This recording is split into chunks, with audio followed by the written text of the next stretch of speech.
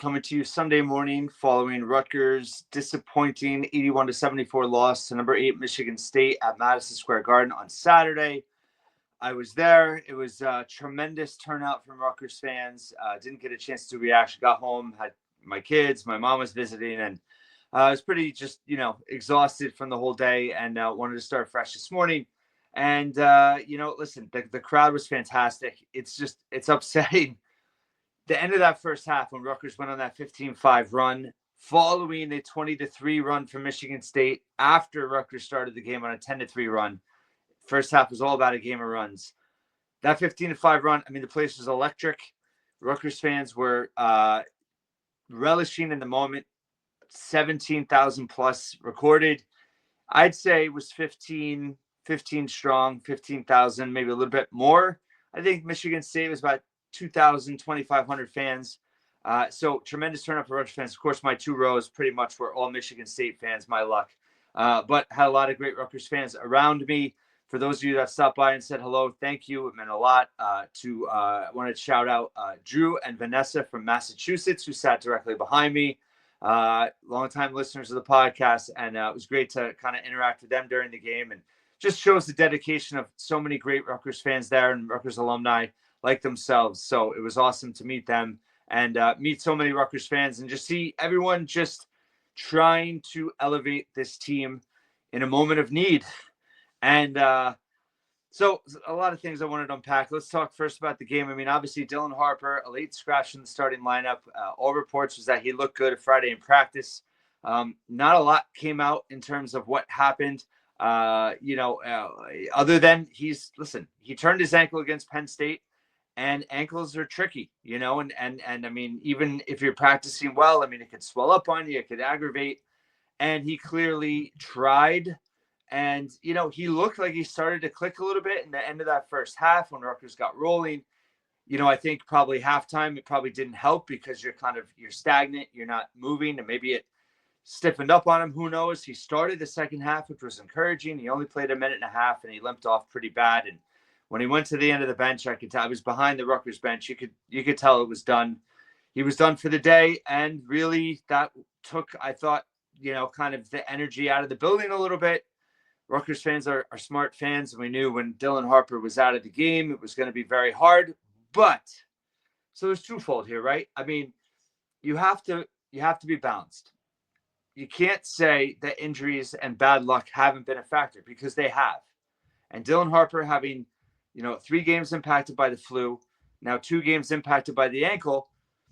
Rutgers is 3-6 in Big Ten play. Are they 3-6 if Harper is healthy for all 5 of those games? No. I think they win at least 2 of those. I know it's woulda, coulda, shoulda, but it needs to be at least acknowledged that when you lose Dylan Harper, your best player and playmaker, it's some bad luck. It's going to impact the results in a negative way. Now, that being said, I strongly believe all 5 games were winnable for Rutgers, despite Harper not being at full strength or not playing. And that is, I think, the core of what's so frustrating is that this team has evolved into, if Dylan Harper and Ace Bailey aren't their best versions or close to their best versions of themselves, Rutgers isn't going to win the game. And that's a problem. And that's on the coaching staff. And that's the result of why this team is 10-10 and 3-6, because they're not getting enough out of the supporting cast. You had a career game from Jordan Durkak. I think it's interesting. He had a hip issue Friday at practice. He was on the availability report as well. Pike was saying in the postgame he wasn't even sure if he was going to play. And I just wonder that, for a guy that plays so hard, maybe having that injury just slowed him down half a step in a good way. And he was a little bit more under control. He was impressive. He was impressive in every way. Their most offensively efficient player by far. He was 7-11 from the floor, 26 points, 4 of 7 from 3. He was 4 of 7 from 3 in this game for the season. I got to go to this because I looked it up last night, and that now I'm, of course, forgetting what it was, but it was something crazy for what he was for the entire season before this game. He is, 6 of 27 for the season, and then he was 4 of 7 yesterday at the Garden. That's just unbelievable. He was also a very impressive 8 of 9 from the free throw line. He did it all, and he keyed that big 15-5 run. He had a couple threes. He had a 3-point play the hard way. He was doing it. He had 2 steals. I mean, Rutgers, this is the thing.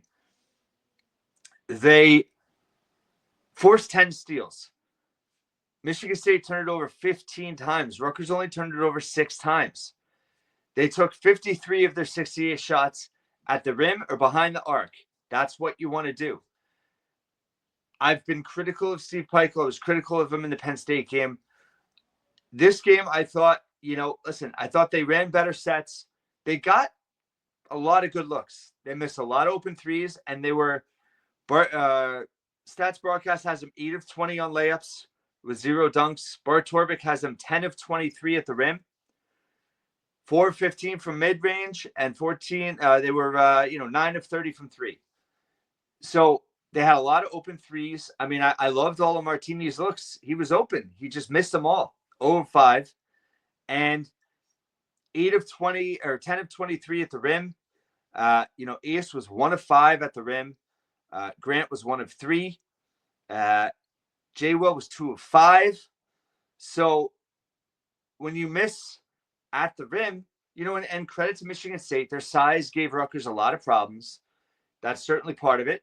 But I thought defensively, Rutgers was good enough. They weren't. The rim defense was questionable at times, but they played some drop coverage, and Michigan State was just able to. They're so good in transition. And Rutgers, in terms of being able to slow them down, I mean, I thought they did it spurts. But Michigan State scored 21 fast break points. That's going to be an issue. The big thing, obviously, rebounding. Michigan State plus 10, plus 15 on the defensive boards. Rutgers was plus 5 on the offensive glass. But Michigan State still won the second chance points battle, 16-11. Also, points off of turnovers. Rutgers just had 14 points off of 15 turnovers. That's not enough. And it's because they couldn't finish at the rim and they couldn't hit threes. Shooting just 34% for the game. They were at 30% late. Rutgers finished 5 of 7 from the floor. They had a little bit of a flurry late to make it closer than it really was. With 12 minutes to go, it was a 1-possession game, I believe. And then, Michigan State extended the lead about 12 or 13. And it was everyone in the building felt that it was over at that point. Rutgers did battle back to their credit. They did not quit. But I thought they were in a position to win. They just could not make shots. Ace 4 of 17, did settle for some tough shots at times. But again, 1 of 5 at the rim. He was 2 of 5 from 3. Credit Ace, by the way, 8 of 8 from the foul line. He's been tremendous from the foul line after a terrible start. Just in his 5 last games from the foul line, he's 20 of 23. So credit to him for really putting the work in. He's also shooting 50% from 3. So even though he didn't have the best shooting night, I mean, it was fantastic the day before. But he's 15 of 30 from 3 in this last 5 games too. So he struggled from 2-point range in this game. And the bottom line is Rutgers had not enough contributions from anybody else other than Durkak, and Dylan being hurt and not being able to contribute much. Dylan having an off game, you were still lost by single digits. And that's how close they were if they just got enough from everybody else. And they didn't. And that's a problem. And, J Mike 2 points in 12 minutes, 1 of 4 from the floor. J Will 4 points, 2 of 5 from the floor. He struggled with fouls once again. Like I said, they only turned it over 6 times. They just could not make shots. They were very good from the line, 19 of 25. But Acuff was 1 of 6, 1 of 5 from 3. Martini was 0 of 5, 0 of 5 from 3. Grant and Somerville, had their moments. Grant finished with 9 points, had 2 threes again, or 2 threes for the first time, but his 6th or 7th game in a row with a 3. He was 3 of 8 from the floor. Somerville was 3 of 8 from the floor. But they didn't, other than Durkak and Ace, no one else was in double figures. So, Ace, credit him, he had 9 boards. You had J. Will and Durkak with 4 each. Grant had 5. But overall, this team's just, the crazy thing about Ace, he was -3 in the game on 39 minutes. The 1 minute he was off the floor, they were -4.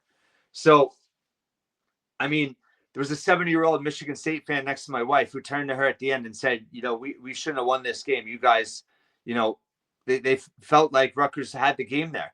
And Izzo kind of said as much after the game. I mean, it's just all these losses. They were all there for the taking. And yes, Dylan was not 100%. And that is valid to point out.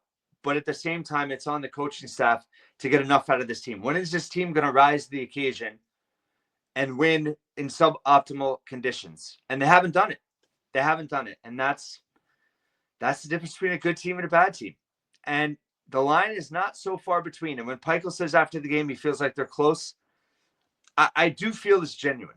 And I think there's some validity to what he's saying, but it keeps happening where they keep falling short.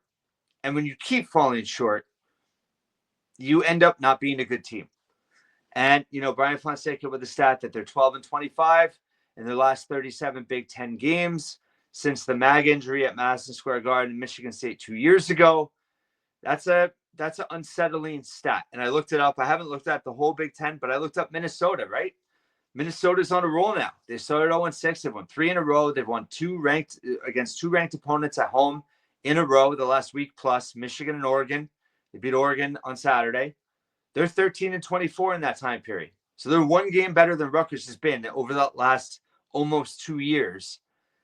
And Minnesota's generally considered the worst team in the Big Ten. So I'll do a bigger, deeper dive on the rest of the Big Ten, but that's got to be probably close to the worst in the conference. There's a lot to unpack here in terms of the rest of the season, and I got some flack from fans when I tweeted when I left the game that, it kind of it felt like a funeral, right? And I mean, somebody said, well, the bars were great and it was a great environment and they lost without Dylan. It's like, yeah, sure, true. That's all great. And, I'm glad the bars were fun. But when you care about this program the way many of us do, when you see what the expectations were, not even what your own expectations were, but what people thought of this program, the opportunity this program had from a national perspective, it's not over yet. And mathematically, they still have chances to turn it around, right? In terms of so many quad one opportunities, but now you're 1-8 against quad one wins, and you're not coming through when you have to come through. And it hurts. It hurts if you care about this program to see what's happening. And to walk out of that building yesterday and to know what it could have been if they were in that game late, that place would have exploded. And, they weren't able to do it. And it's been a lot of just misses this year in so many ways. And that's what I mean by a funeral, because there were so many great Rutgers fans walking out of there and there was nothing to be happy about. And now we're at the point where we're entering February and it's hard to see a path. I mean, there is a path, but you're going to have to catch lightning in a bottle in an almost unprecedented way to get back into bubble consideration, or you pull an all-time historic run and you pull an NC State, what they did last year, and you run the table in the Big Ten tournament, what they did in the ACC tournament, which, by the way, is easier to do in the ACC than the Big Ten. And maybe we don't know this situation with Dylan, but is he going to be healthy for Wednesday night Northwestern? I don't know. He very well could play, but ankles just don't get better in 2 days. So I think that's a big concern, right? Egbole's out for the year now. That hurts. So maybe a perfect storm. Things come together. They start to click in the last few weeks of the season, and it sets them up for a historic run in the Big Ten tournament. But otherwise, it's fair to start to look at this as really hard to see this not ending up in a massive disappointment. And I don't want to jump to conclusions, and I don't want to get too far into what has to happen next. I think Peichel, I know he's getting flack for his comments after the game. I mean, yeah, the GPA comment, it's great. And no one questions the fact that Peichel runs as clean of a culture program as there is. But yeah, it's in a transfer portal era, in an NIL era, in a one-team season, and then you create a new team season.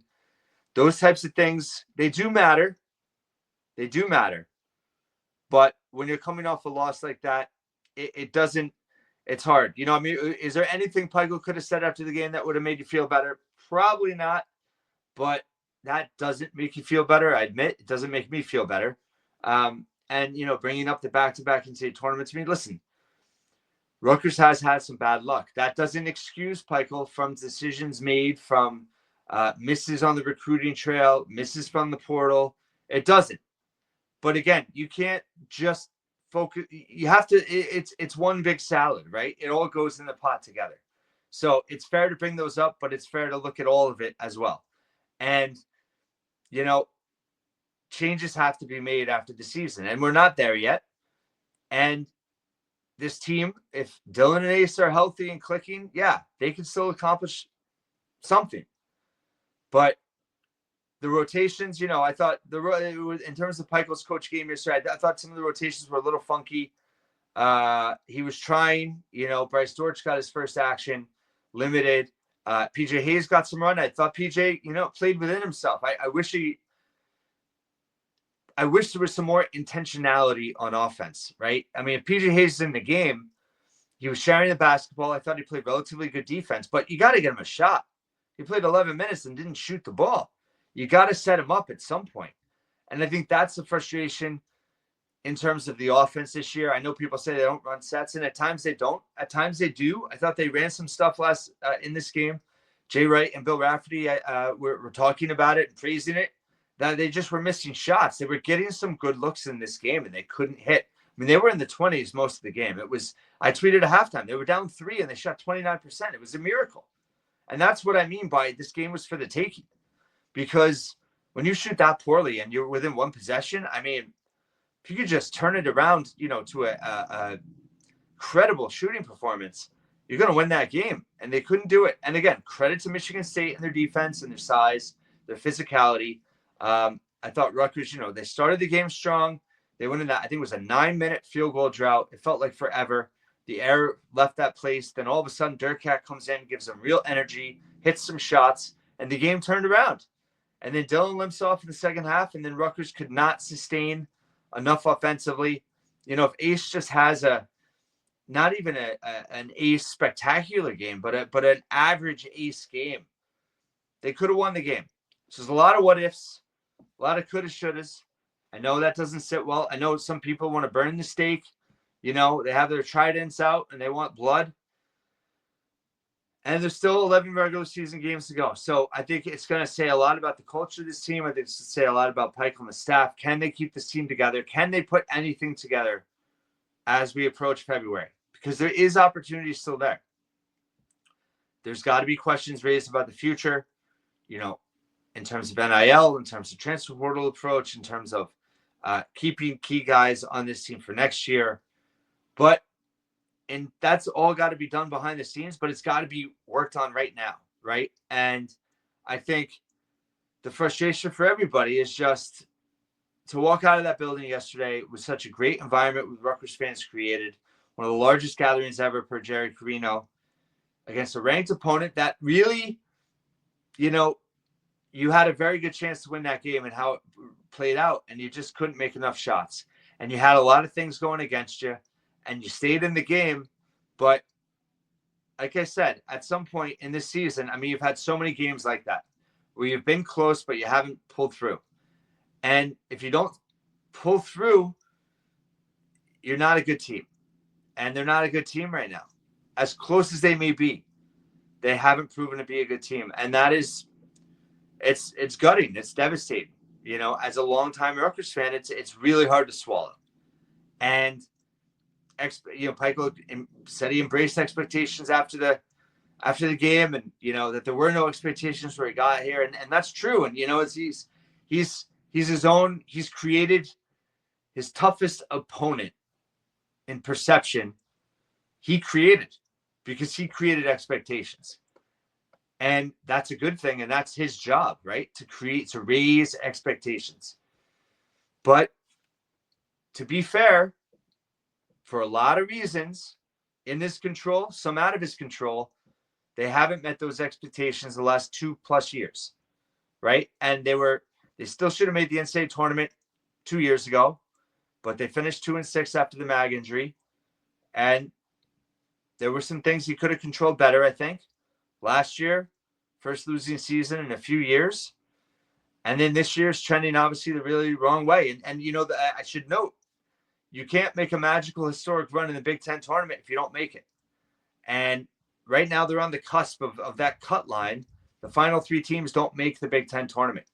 So do they have enough to climb back in and finish middle of the pack and give yourself a reasonable chance?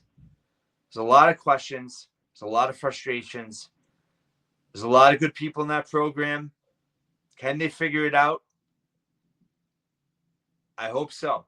And I think as Rutgers fans, we just desperately want to cheer for this team. And it's been tough. It's been tough. And, Saturday, it was awesome. It was an awesome experience regardless. And if it does end up kind of being the end point of this season and we look back and, it really starts to fall apart, I'm glad I was there. I hope that we can point to it as, okay, things really clicked after that game, and I'm glad I was there. I'm glad I was there regardless. And it's just, it honestly was encouraging to even me just to be around so many hopeful Rutgers fans. And this fan base, it's a great fan base. And it gets a bad rap. And, there's some crazies online, and I even get bogged down by it. But there's just a lot of great fans. And again, criticism is warranted, and criticism is a right of fans. Now, taking it too far, there's always going to be some people that take it too far, and they do. But I think criticism is warranted when things don't go well, and full evaluation changes need to be made in a lot of ways. But right now, those are the types of things that the staff has to work out. But at the same time, can they get the most of what they have right now to get the most out of what's left in this season? We have to see. Obviously, Dylan Harper's health is a big part of that. You're out with Agbole now.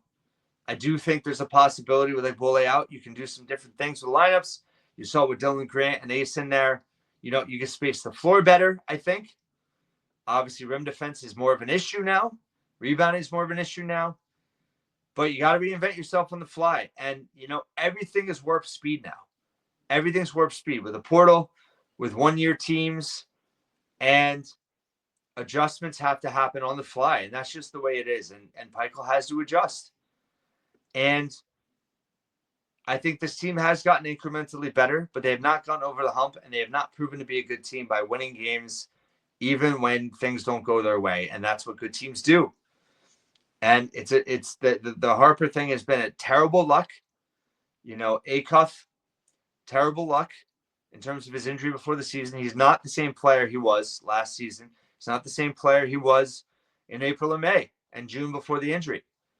But Steve Peichel's job is to find answers. And unfortunately, he hasn't found them. And there's still 11 games to go. Can this team pull it together starting Wednesday at Northwestern? We'll see. But overall, very disappointing performance. Yes, it's against a top 10 team. Your best player is hurt. It's a lot to ask. But they were right there. And they were unable, as a team, to come together and do enough to win. And that's the end of the story in terms of that game. So, I don't know if this helped. I don't know if I made a lot of sense. It's frustrating. I think fans have every right to be frustrated and criticizing what's happening. I think at the same time, Steve Peichel absolutely deserves the benefit of the doubt and time to turn things around. But he needs help. And he's got to come up with a real game plan to rebuild this program. And it's twofold. It's getting the most out of his team right now and building a strategy for the future. So we'll talk more about that soon. We're on to Wednesday at Northwestern. And just want to, again, end it with Rutgers fans, just unbelievable at the Garden on Saturday, over 15,000. And you know what? It's a loyal fan base, and we just want the best for this program. And that's where I always try to come from, try to be respectful. This is not fun, right? When they're 3-6 and they talk about and criticize Peichel and the staff and players. And But, you know, I mean, you have to be balanced. You have to be, I'm trying to be fair, but, you know, you have to point out deficiencies that are there. And I know some people don't think I do it enough. They want blood. And if I'm not, you know, pull out my own pitchfork, I'm being too positive. But at the same time, you know, it's just is a real downer, you know, and that's what I meant. I didn't mean to be disrespectful with that funeral comment. I just was saying that it just felt like hope had escaped that building, and we hope we get it back. Thanks so much for listening and watching once again here at the Scarlet Faithful podcast.